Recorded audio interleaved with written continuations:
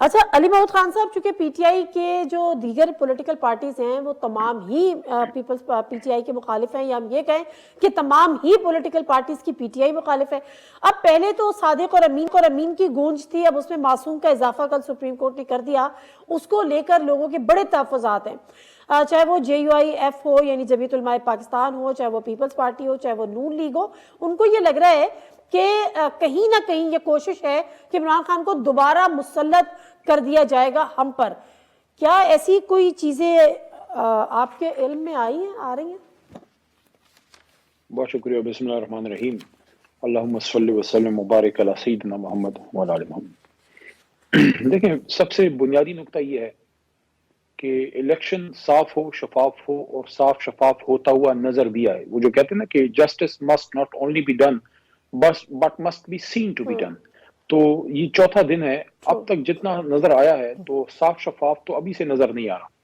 باقی تو چھوڑیں کہ بلہ لے لیا فلانا، اس پہ بھی بعد میں بات کرتے ہیں. یہ جو لوگ کاغذات نامزدگی جمع کر رہے ہیں، کس قانون کے تحت پولیس والے ان کو روک رہے ہیں، ان سے چھین رہے ہیں ڈاکیومنٹس، ان کو جانے نہیں دے رہے اندر. اس کا قاضی صاحب کو، چیف جسٹس صاحب کو نوٹس لینا چاہیے. یہ ان کے حکم کی حکم عدولی ہو رہی ہے، توہین عدالت ہو رہی ہے. سپریم کورٹ نے کہا کہ 8 فروری سے ایک دن آگے نہیں جائے گا. شیڈیول رات کو میٹنگ کر کے جو ہے عدالت لگا کے کورٹ روم نمبر 1 میں زبردست کام کیا، شیڈیول جاری کروایا اور ان کو کہا کہ آگے لگو اور الیکشن کراؤ. اب یہ جو روکی ہو رہی ہے، کیا ہو رہا ہے؟ پورے پروسیس پہ اثر اندازی ہو رہی ہے. تو اس کے بعد جب 8 فروری کو یہ الیکشن اس طریقے سے ہو جائیں گے، اس کے بعد پھر کیا امر مانے ہوگا کہ اتنی بڑی جماعت کو پھر آپ روڈ پہ آنے سے روکیں؟ کیا ہم احتجاج پہ پھر نہیں جائیں گے اگر ہمیں آپ الیکشن نہیں لڑنے دے رہے؟ تو کیوں ایسا نوبت لا رہے ہیں؟ ہونا تو یہ چاہیے کہ الیکشن ہو اور سب لوگ پارلیمنٹ میں جا کے بیٹھیں، روڈوں سے جائیں، پارلیمنٹ میں بیٹھیں، جو جیلوں میں ہیں وہ بھی باہر آئیں اور ملک کے مسائل پہ گفتگو ہو. اس حالت میں جمعیت اسلام یا کسی بھی اور جماعت کا، پی ڈی ایم کا رونا دھونا سمجھ میں آتا ہے. جس طرح کلاس کے نالائق بچے چاہتے ہیں کہ ہم سے تو پڑھنا لکھنا ہوتا نہیں ہے، یہ ایک جو فرسٹ آ رہا ہے اس کو باہر کرو تاکہ مقابلہ ہمارے بیچ ہو جائے. ہم میں سے جس کی کوئی 40-45 ہوں گے فرسٹ آ جائے گا اور 80 نمبر لینے والا مقابلے سے ہی باہر. دن کو آپ ہم سے کاغذاتی نامزدگی چھین رہے ہیں، رات کے اندھیرے میں بلہ چھین رہے ہیں، تو صاف کہو کہ الیکشن مت لڑو.